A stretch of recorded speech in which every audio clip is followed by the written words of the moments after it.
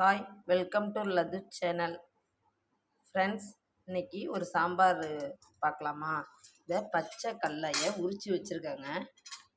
அடுத்தது 2 பெல்லாரி கட் பண்ணி வச்சுருக்கேன், ஒரு தக்காளி, கொஞ்சோண்டு கருவேப்பிலை, ஒரு மிளகாய், அரை டீஸ்பூன் கடுகு, தேவையான அளவு உப்புங்க. சாம்பார் கரைச்சி இதிலே நான் மிளகாய்த்தூள் மஞ்சத்தூள் போட்டு வச்சுருக்கேங்க.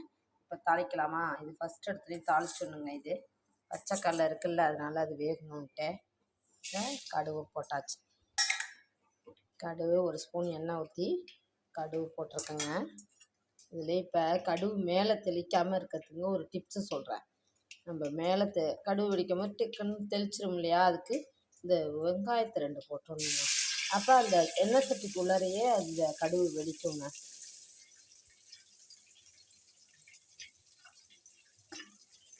கொஞ்சம் வெடித்தோன்னா அப்புறம் இருக்கு வெங்காயம்,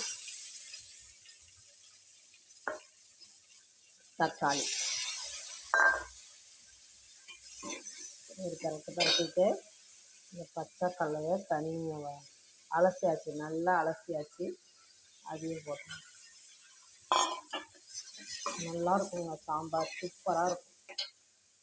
குழந்தைங்கள்லாம் விரும்பி சாப்பிடுவாங்க. இந்த பச்சைக்கடலை அந்த காரம், புளிப்பு, இனிப்பு, அந்த டேஸ்ட்டு சூப்பராக இருக்கும். வெந்தோடனே நீங்கள் வேணா பாருங்கள், சாம்பார் கடலை சாப்பிட்டோம்னா சூப்பராக இருக்கும். காரம், புளிப்பு, உப்பு அப்படியே அது இழுத்துக்கும். ட்ரை பண்ணி பாருங்கள். Thank you friends.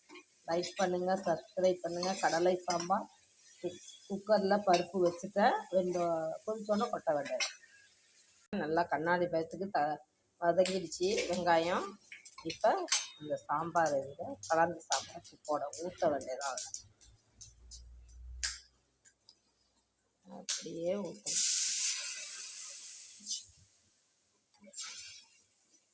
கொதிச்சோன்னே கடலை வெந்திருக்கும். அப்போ நம்ம பருப்பு போட வேண்டியதான். அப்புறம் ஒரு கொதி விட்டு இறக்க வேண்டியதான். Thank you friends. லைக் பண்ணுங்கள், சப்ஸ்கிரைப் பண்ணுங்கள்.